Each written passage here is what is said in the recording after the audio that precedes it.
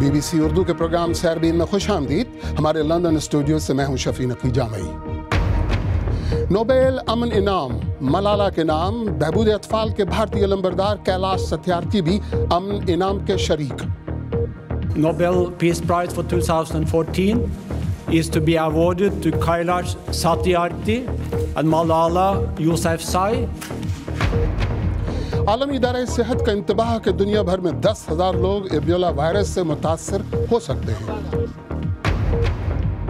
اور ٹیکنالوجی کے ہفتے وار سلسلے کلک میں دیکھیے گا کہ ٹویٹر نے کیوں امریکی حکومت کے خلاف عدالت میں دستک دی ہے.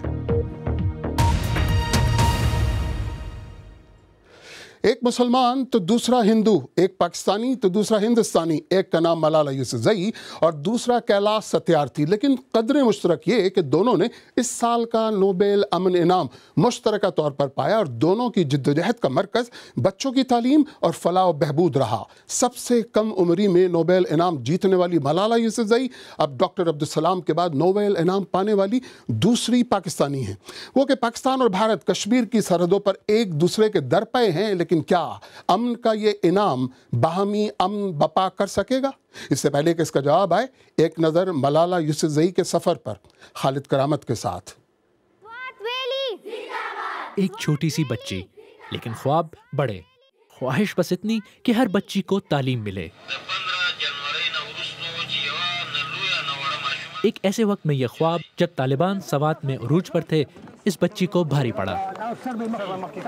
9 اکتوبر 2012 کو ملالہ یوسفزئی کو تعلیم کے لیے آواز اٹھانے پر طالبان نے نشانہ بنایا.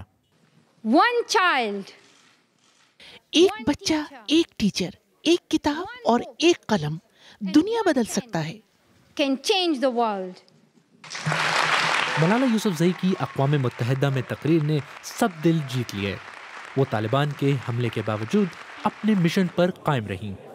آج اس حملے کے پورے 2 سال بعد ملالہ کی کوششوں کو عالمی سطح پر سب سے بڑی پذیرائی ملی. Despite her youth, Malala Yousafzai اتنی کم عمری میں بھی ملالہ یوسفزئی کئی سال سے بچوں کی تعلیم کے لیے آواز اٹھا رہی ہیں. to education. ملالہ نے اپنی مہم سوات سے شروع کی تھی، مگر اب وہ عالمی سطح پر لڑکیوں اور بچوں کی تعلیم کی علامت بن گئی ہیں. وزیر اعظم نواز شریف نے انہیں اپنے ملک کا وقار کہا، لیکن ملک میں آج بھی کئی حلقے لڑکیوں کی تعلیم کو برا سمجھتے ہیں. اب دیکھنا یہ ہے کہ نوبل انعام سے عملی طور پر لڑکیوں کی تعلیم پر کیا فرق پڑے گا. خالد کرامت، BBC نیوز. ملالہ یوسفزئی نے سوات کے بعد یہاں برطانیہ میں برمنگھم کو اپنا گھر بنایا اور یہی ہے وہ شہر جہاں سے ملالہ نے تعلیم کی مہم کو دنیا بھر میں پھیلایا. اس وقت ہمارے ساتھی عادل شاہزیب برمنگھم میں موجود ہیں. عادل، ملالہ کا اس اعزاز پر کوئی رد عمل سامنے آیا اب تک؟ شفیع صاحب، اس وقت میں برمنگھم کی اسی لائبریری کے سامنے کھڑا ہوں جس کا افتتاح گزشتہ سال ملالہ نے کوئین الزبتھ ہسپتال سے فارغ ہونے کے بعد کیا تھا. نوبل انعام ملنے پر ابھی تک ملالہ یوسفزئی یا ان کی فیملی کی طرف سے کسی قسم کا رد عمل سامنے نہیں آیا، لیکن سامعین کو بتاتے چلیں کہ اب سے 1 گھنٹے بعد یہاں پر ملالہ یوسفزئی ایک باقاعدہ سٹیٹمنٹ جاری کرنے والی ہیں اسی لائبریری میں جس کا انہوں نے افتتاح کیا تھا. اور اس وقت یہاں پہ انٹرنیشنل میڈیا کی ایک بہت بڑی تعداد یہاں پہ موجود ہے. نہ صرف میڈیا بلکہ بڑی تعداد میں برطانوی پاکستانی جو برمنگھم میں بسنے والے ہیں وہ بھی یہاں کا رخ کر رہے ہیں ملالہ یوسفزئی کی ایک جھلک دیکھنے کے لیے اور ان کو مبارکباد دینے کے لیے. اور چند ایک سے میری بات چیت بھی ہوئی جن کا یہ کہنا تھا کہ آج ملالہ یوسفزئی نے پاکستانی قوم کا سر جو ہے وہ فخر سے بلند کر دیا ہے پوری دنیا میں. عادل شاہزیب برمنگھم سے بہت بہت شکریہ. ملالہ یوسفزئی کے ساتھ مشترکہ طور پر نوبل پیس پرائز پانے والے انسانی حقوق کے علمبردار بھارت کے کیلاش ستیارتھی نے کہا ہے کہ انہیں اس اعزاز سے نوازے جانے کی امید تو نہ تھی، لیکن اب استحصال کا شکار بچوں کی آواز یقیناً مضبوط ہوگی. دہلی سے سہیل حلیم. Showing great personal courage, Kailash Satyarthi بچوں کے حقوق کے لیے کیلاش ستیارتھی کی خدمات کا اعتراف. وہ نوبل پیس پرائز حاصل کرنے والے پہلے ہندوستانی ہیں. مہاتما گاندھی تک اس اعزاز سے محروم رہے تھے. انہیں انعام کے لیے نامزد تو کیا گیا تھا، لیکن انڈین میڈیا میں اس کا کوئی ذکر نہیں تھا۔ یہ بہت خوشی کی بات ہے کیونکہ یہ ان تمام بچوں کے مدعوں کا سمان ہے جن بچوں کو اپیکشت سمجھا گیا ہے اتنے سالوں سے۔ کروڑوں بچے آج بھی غلامی کے شکار ہیں، آج بھی جانوروں سے بھی کم قیمت پر خریدے بیچے جاتے ہیں دنیا کے تمام دیشوں میں۔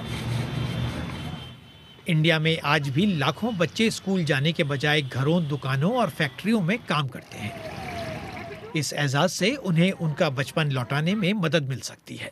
سہیل حلیم، BBC، دلی۔ اور آئیے دیکھتے ہیں کہ نوبیل انعام ملنے کو خود ملالہ کے آبائی علاقے وادی سوات میں کیسے دیکھا جا رہا ہے۔ نوبیل انعام کے اعلان کے وقت ہماری ساتھی امبر شمسی سوات کے صدر مقام مینگورہ میں موجود تھیں۔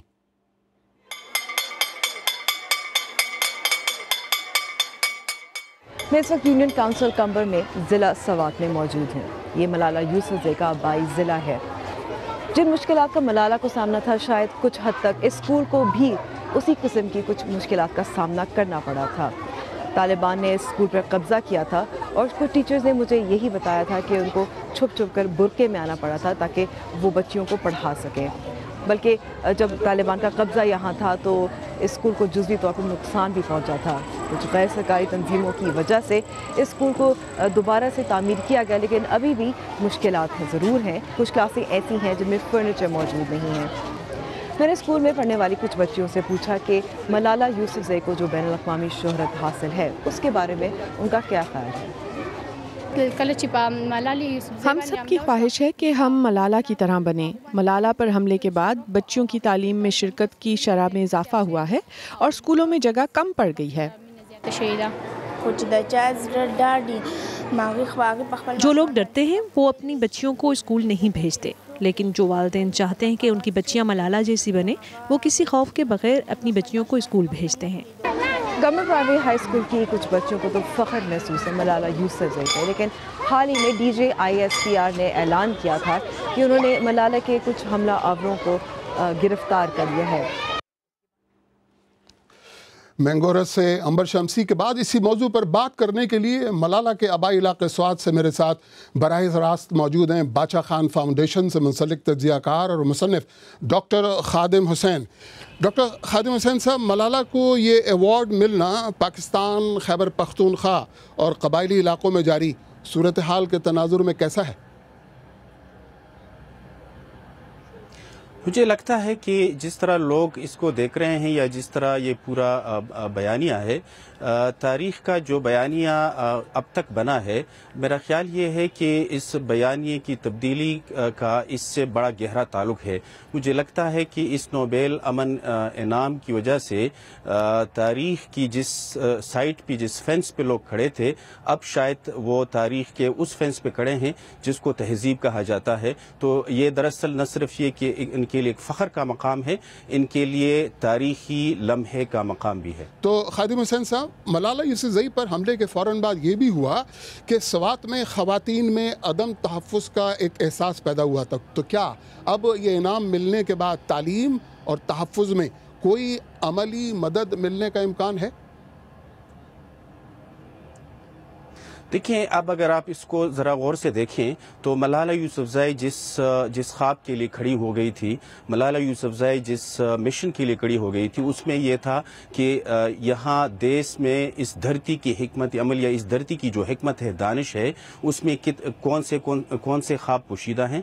دوسرا یہ کہ انسانی حقوق یا سوچنے اور سمجھنے کی آزادی اور بولنے کی آزادی۔ تیسرا یہ کہ امن کا ایک خواب، اور چوتھا یہ کہ کس طرح لوگ اپنی حکمت حاصل کرنے کے لیے ادارے کھول سکیں اور وہاں بچے اور بچیاں دونوں جا سکیں۔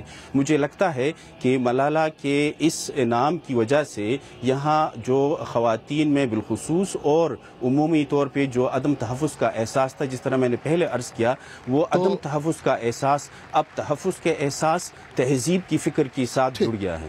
تو ملالہ کو عالمی سطح پر شہرت ملی، لیکن پاکستان میں لوگوں کی رائے بڑھ گئی تھی، تو یہ کس قسم کا سماجی رویہ ہے کہ دنیا ایک طرف جا رہی ہے لیکن اس کو خود اپنے ملک میں پسند نہیں کیا جا رہا؟ دیکھیے کچھ یہاں پہ جو تاریخی طور پہ جس طرح میں نے پہلے عرض کیا جو تاریخی طور پہ ایک بیانیہ تشکیل دیا گیا تھا اس کی وجہ سے پاکستان اور پاکستانی سماج کا کچھ حصہ وہ تنہائی کی طرف گامزن ہو گیا تھا. اس انعام کے ذریعے اور نوبیل انعام کے ذریعے اور ملالا یوسفزئی کے خواب کے ذریعے ایسا لگ رہا ہے کہ اب پاکستانی سماج کا وہ حصہ جو تاریخ سے جڑنا چاہتا ہے جو تہذیب سے جڑنا چاہتا ہے اس کی آواز مضبوط ہو جائے گی. خادم حسین صاحب تفصیلی ذکر کرنے کا اور بی بی سی اردو کے سیربین میں آنے کا بہت بہت شکریہ. بی بی سی اردو کے پروگرام سیربین میں آگے چل کر دیکھیے گا کہ یورپ میں بھی ایبولا کتنا بڑا خطرہ بن رہا ہے اور ملیے گا نئے روبوٹ لٹل مو سے جو ایبولا جیسے وائرس کا بخوبی خاتمہ کر سکتا ہے. یہ آئے گا ہفتے وار سلسلے کلک میں.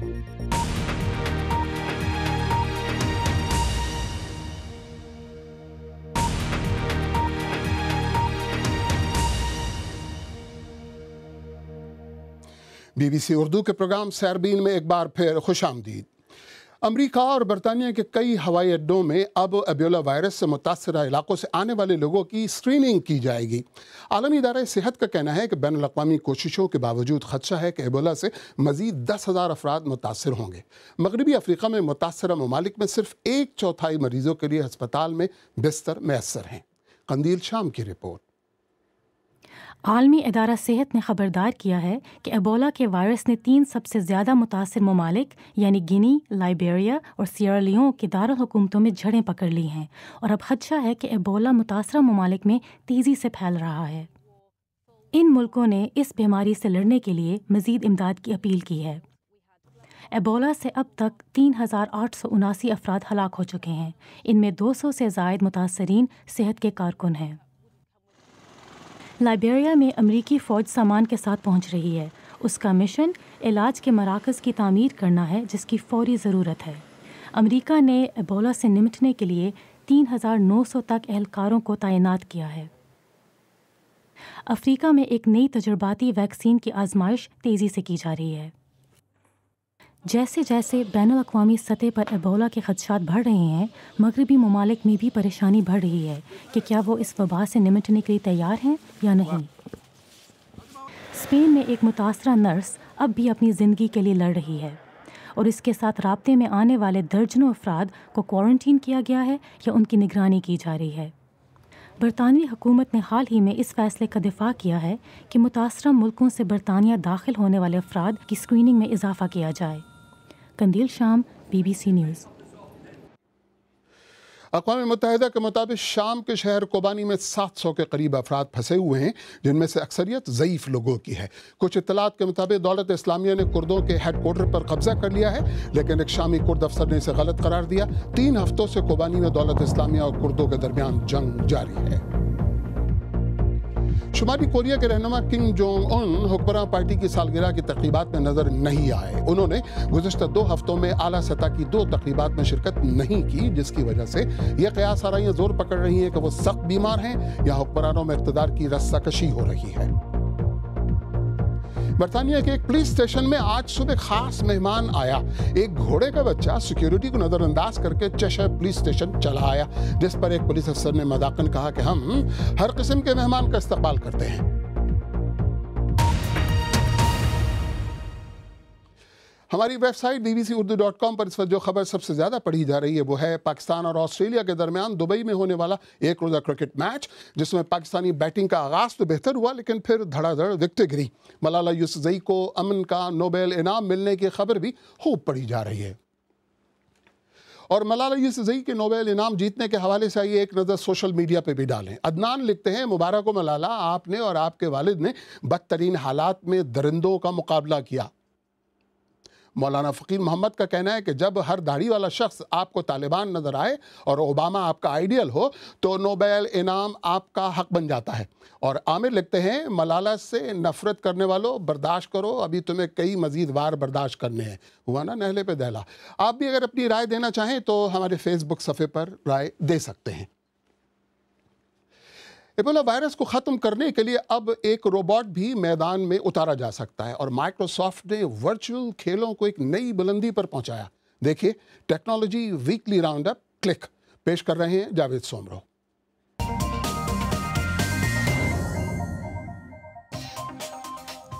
ٹویٹر نے امریکی حکومت کے خلاف یہ قانونی چارہ جوئی کی ہے کہ اسے اس بات کی اجازت ہونی چاہیے کہ حکام اس سے جن لوگوں کے ڈیٹا کی سرویلنس کرنے کے لیے کہتے ہیں ٹویٹر اسے ظاہر کر سکے، لیکن یہ اس امریکی اصول کے خلاف ہے جس کے تحت ٹیک کمپنیاں قومی سلامتی سے وابستہ ڈیٹا سے متعلق معاملات ظاہر نہیں کر سکتی۔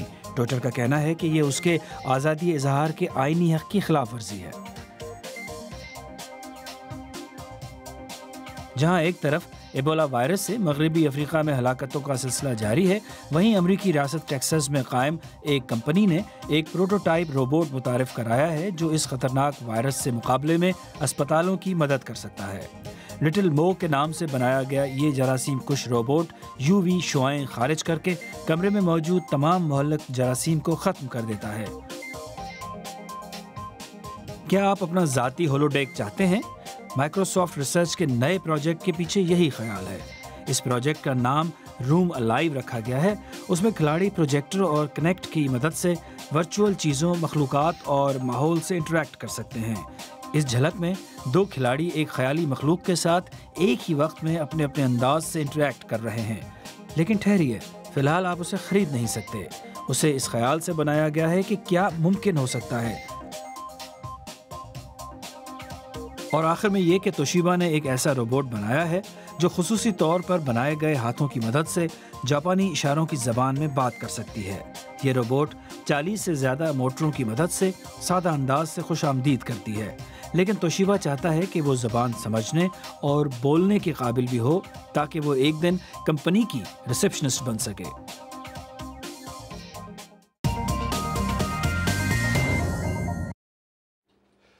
آخر میں آپ کو یاد دلاتے چلیں کہ آج سیربین کی بڑی خبر، ملالہ یوسفزئی کو ملنے والا امن کا نوبل انعام تھا۔ یہ ایوارڈ انہیں بھارت کے کیلاش ستیارتھی کے ساتھ مشترکہ طور پر ملا ہے۔ نوبل پرائز کی ویب سائٹ کے مطابق یہ ایوارڈ ان کوششوں کے صلے میں ہے جو انہوں نے بچوں اور نوجوانوں کے استحصال کے خلاف جدوجہد اور تمام بچوں کے لیے تعلیم کے حق کے لیے کی ہیں۔ اگر آپ چاہیں تو مجھ سے اور ہماری ٹیم کے دیگر ساتھیوں سے ٹویٹر پہ بھی رابطہ کر سکتے ہیں۔ میرا ٹویٹر ہینڈل ہے @شفیع_نقی_جامعی۔ سیربین اختتام کو پہنچا۔ پروگرام پر اگر آپ اپنے خیالات کا اظہار کرنا چاہیں تو فیس بک، ٹویٹر حاضر ہے۔ آپ ہمارے ہینڈل @BBC اردو کے ذریعے بھی ہم سے رابطہ کر سکتے ہیں۔ شفیع نقی جامعی کو اجازت دیجیے۔